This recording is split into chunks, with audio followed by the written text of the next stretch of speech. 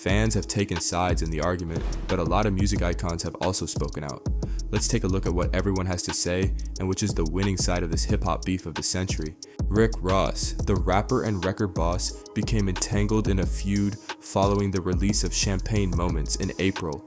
Targeting Drake, the diss track mocked rumors that the artist had cosmetic surgery, referring to him as BBL Drizzy. BBL stands for Brazilian butt lift, a procedure in which a doctor transfers fat from another portion of the body to generate a bigger behind. Ross also claimed to be wealthier than Drake on the song, stating, "I got more money than you." Drake is yet to comment to the song. In an Instagram video posted on April 30th, Ross cautioned Drake not to respond to Lamar's "Not Like Us." "White boy, white boy, white boy," the 48-year-old said, alluding to the rapper's mixed origin. "I know we not friends, but let me give you this advice cause you ain't got nobody around you.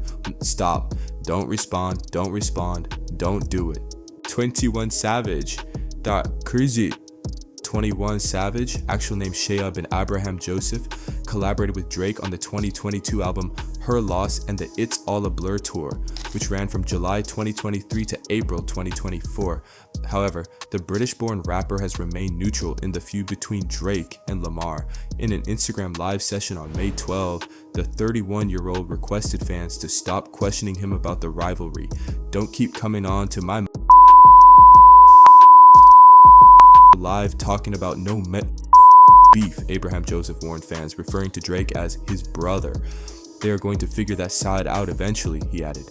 Ice Cube. On May 9th, the hip-hop legend commented on the rivalry, warning Drake and Lamar to be careful that a beef doesn't turn into a murder. "Back in the day, you do a diss record, but it would stay kinda somewhat in the hip-hop community," the 54-year-old said.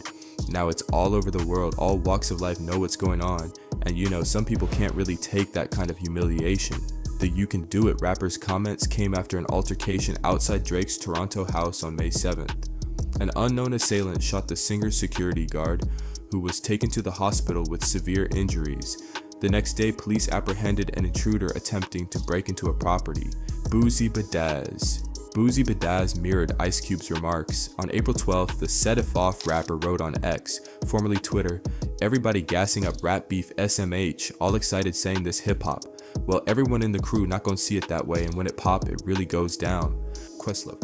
Amir K. Thompson, also known as Questlove, criticized Drake and Lamar's rivalry. The Roots leader criticized the rappers on Instagram on May 9th, writing, "Nobody won the war. This wasn't about skill," the 53-year-old stated. "This was a wrestling match level mudslinging and takedown by any means necessary. Women and children and actual facts be damned. Pusha T. Dusu Under." Drake's rivalry with Pusha T, real name Terrence Thornton, predates his fight with Lamar. The rappers originally clashed in 2012 when Thornton appeared to criticize Lil Wayne and other Cash Money Records artists, including Drake. The duo has called each other out on many diss songs. This includes Thornton's 2018 song The Story of Adidon, in which he accused Drake of covertly having a child with former beauty model Sophie Brousseau. Drake later confirmed the rumors. In April, Thornton commented on Drake and Lamar's feud. The 47-year-old responded to a message on X, formerly Twitter, saying, "Oi, I just wanted to point out that after all these years of mob talk from Drake, nobody ever laid a finger on a Pusha T. Not a pinky nail?" Thornton added along with a laughing emoji. Cameron and Mahe. Cameron and Maashe are no strangers to feuds. The rappers were feuding for decades before co-hosting the It Is What It Is podcast. The two recently discussed Drake and Lamar's feud on the podcast. Initially, the MC suggested Drake as the frontrunner. They have since declared Lamar the winner in response to Drake's diss single, The Heart Part 6. The song, which was released on May 7th, was Drake's answer to Lamar's Meet the Grams. Killa Cam expressed dissatisfaction with Drake's It Is What It Is song, stating, he seemed like he was like, "This the last one I'm doing. You can't end it when you just want to end it." He like, "Yo man, I'm tired of doing this." Stevie Wonder, Stevie Wonder recently criticized Drake and Lamar's beef, calling it a distraction from more urgent world issues. The 74-year-old musician and activist stated that any kind of war is bad for the world, implying that the energy and attention committed to the rivalry should be better spent on real-world issues. This is about all the celebrities speaking up, but why did Drake lose this battle against Kendrick? Hip-hop has traditionally championed the polar opposite of a strutting mixed-race Canadian ex-actor. Drake achieved the title of biggest rapper alive (TM) during the 2010s, making him the greatest trick the devil ever pulled off. However, anti-Aubrey sentiment unrelated to his music has gradually emerged in recent years. There's the entire friendship with Stranger Things, Millie Bobby Brown, and charges that he was grooming her through consistent text message chats when she was 14 and he was a grown-ass man. Of course, there's the blatant misogyny that underpins his entire persona. Consider the debate around the lyrics and cover art for last year's Slime You Out. A lot of fuss for an aggressively mid-tempo song.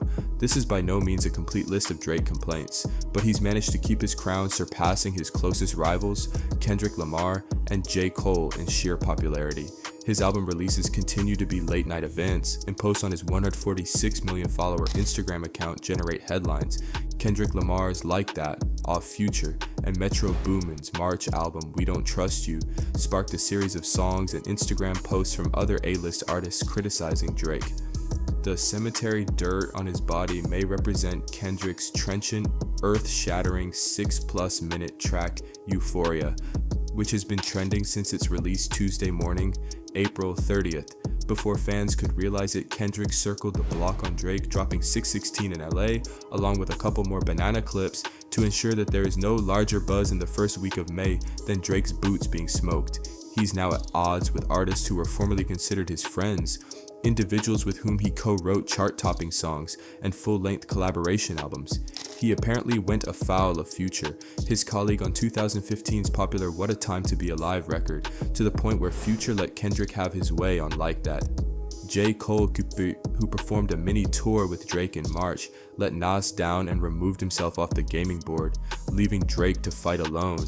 Arguably, Cole's appearance on Future and Metro's follow-up album indicates an anti-Drake position. Could this all just industry histrionics amongst friends? Perhaps, but a lot of this stuff sounds personal, particularly K. Dot's last two songs. None of the men pursuing Drake are saints, but they've cast an unparalleled light on the entirety of Aubrey Graham, forcing the rest of us to question why we've let that cornball Canuck get away with his nonsense for so long. In season 1, Issa Rae's insecure character stated that Drake really gets us in response to Daniel's assertion that every black girl who went to college likes Drake. The irony is that black college girls are frequently the first to criticize Drake's "You'll never love your current man like you did me" your happiness to toxicity. Indeed, Drake's obvious disregard for women is being called out more frequently these days. Taking completely unnecessary digs at Rihanna years after their breakup didn't go over well with people, prompting his Fomakin Problems collaborator A$AP Rocky to fire back in defense of his baby mama. In this debate, Drake's past collaborators startled everyone by emphasizing what has been clear for years: Drizzy's estrangement with black Americans. Yes, he is a black rapper with close ties to popular black artists, and he is a colorfully black father whose family has origins in black Southern American music. However, peeling back the layers of his meticulously controlled posture reveals a dude whose attachment to black culture is more artificial. Consider the fact that he admitted to never really noticing color, something that no self-respecting black American would say. Drake, fair or not, gives the impression that he's just a shade or two away from feeling like the guest in Eminem's House of Hip Hop.